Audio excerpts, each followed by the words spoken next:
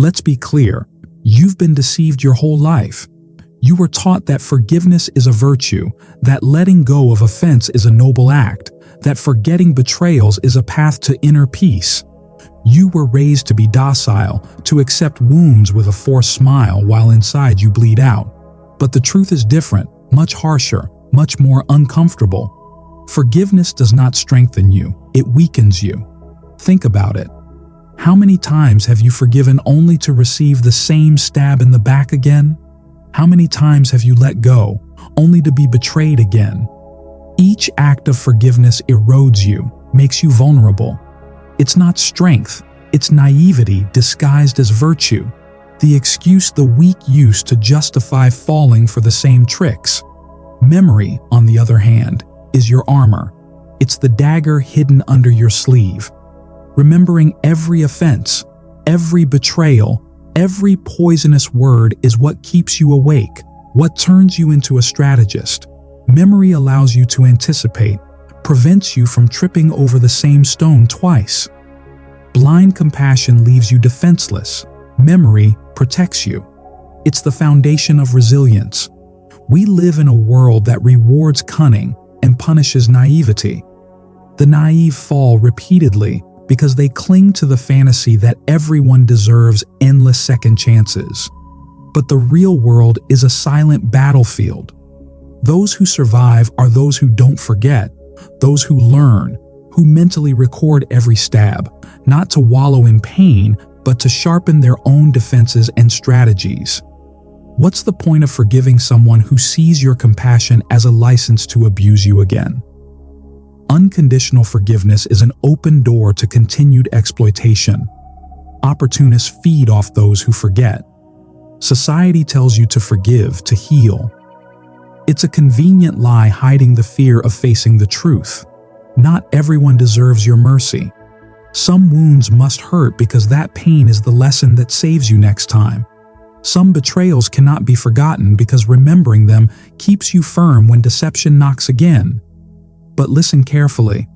This isn't about living consumed by resentment or letting rage gnaw at you. It's about using memory as a tool of power. Store every offense in a perfectly organized mental file, not to suffer them again, but to study them, understand the patterns, recognize the signs before it's too late. Powerful people don't forgive blindly. They file away the dirty tricks, analyze the betrayals, and use that knowledge to plot their next moves. Memory is the bedrock of their strength. They don't trust the easy smile because they remember smiles can hide daggers. Do you want respect? Do you want to be formidable instead of pitied? Remember, ingrain every failure, every betrayal. Make your scars a navigation map pointing to paths you'll never tread again. Those who forget their wounds are doomed to repeat them, eternally stumbling over the same lies. Memory isn't just defense. It's a precision weapon keeping you steps ahead, allowing you to see the storm coming before the first raindrop. Don't let them convince you that remembering is living in the past. That's a lie peddled by those who benefit from you lowering your guard. Remembering isn't stagnation, it's moving forward with eyes wide open, armed with a mental file alerting you to dangers disguised as opportunities. The one who forgives thoughtlessly is an easy target. The one who remembers becomes an unsolvable enigma to their enemies, the person who won't be surprised twice by the same trap. Do you know what truly terrifies those who betrayed you? Not immediate confrontation or revenge. It's the chilling knowledge that you remember, that in silence, you keep an impeccable record of their moves. It means that when they least expect it, thinking they've fooled you again, you'll be ready. Your memory becomes a latent threat, a source of undeniable respect, born from the certainty you won't be trampled without consequence. So forget the sugary discourse of forgiveness as the ultimate virtue. Healing isn't forgetting. It's remembering without the sting, storing every experience as a lesson that makes you stronger, more invulnerable. The great strategists, the leaders who changed the world, weren't built on indiscriminate forgiveness. They were built on fierce memory, understanding that every betrayal is a brick in the fortress of their character. Do you want power? Remember. Do you want respect? Don't forget. Do you want to be indestructible? Make your memory your weapon. Those who forget are pawns. Those who remember move the pieces. Don't be another casualty of naivety. Be the player who never forgets a move, who turns every defeat into a future victory. At the end of the road, the winner isn't the one who forgave the most, but the one who remembered the best. Make your memory your greatest ally.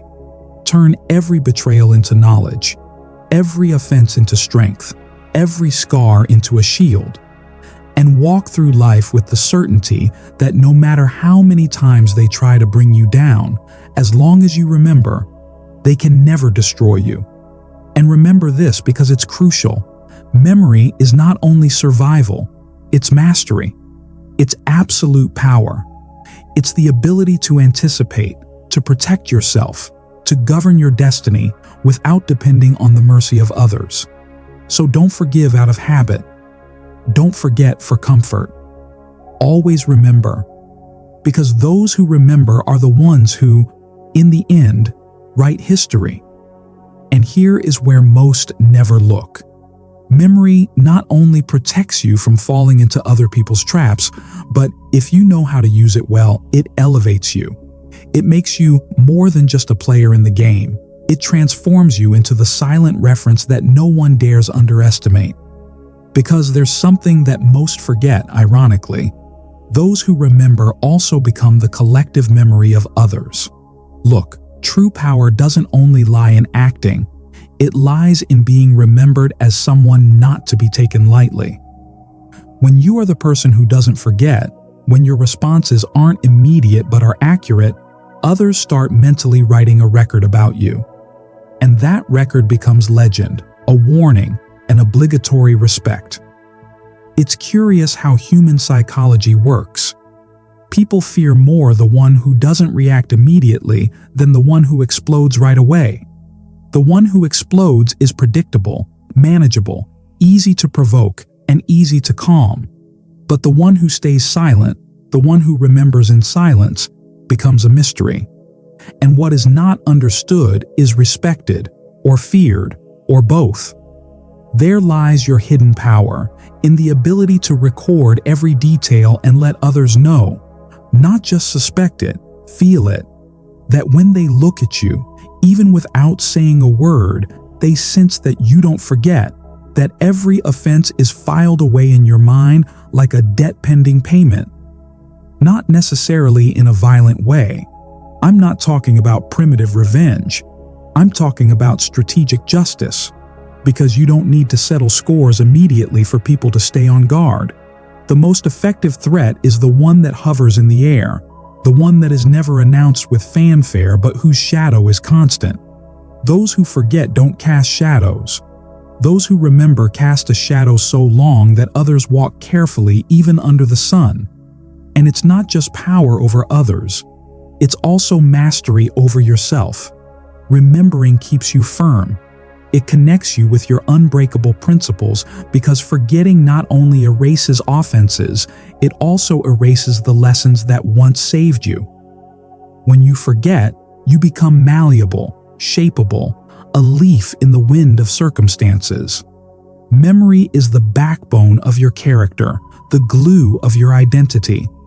Without memory, you fragment, you dilute in the current of days, you become irrelevant. But with memory, you build a solid narrative of yourself, a narrative that not only sustains you, but elevates you above the mediocrity of those who live with an empty mind of useful memories. Now listen to this carefully because it's crucial. Remembering is not just about other people's betrayals. It's also about remembering who you were before they tried to mold you, remembering your original purpose, your initial hunger, that primal spark that ignited your ambition before the outside voices tried to suffocate it. Memory is also an act of rebellion against the forgetting of your own essence, because there's something worse than forgiving others. Forgiving yourself for having betrayed yourself, for having yielded to comfort, for having lowered your guard, for having become, even for a moment, the weak version you swore you would never be. Don't absolve yourself so quickly. Don't give yourself free passes. Don't be your own defense lawyer when you should be your unforgiving judge. Remembering your own mistakes without anesthesia is the fuel that keeps the machine of your evolution alive. Do you know why so many people repeat their failures? Because they forgive themselves too quickly.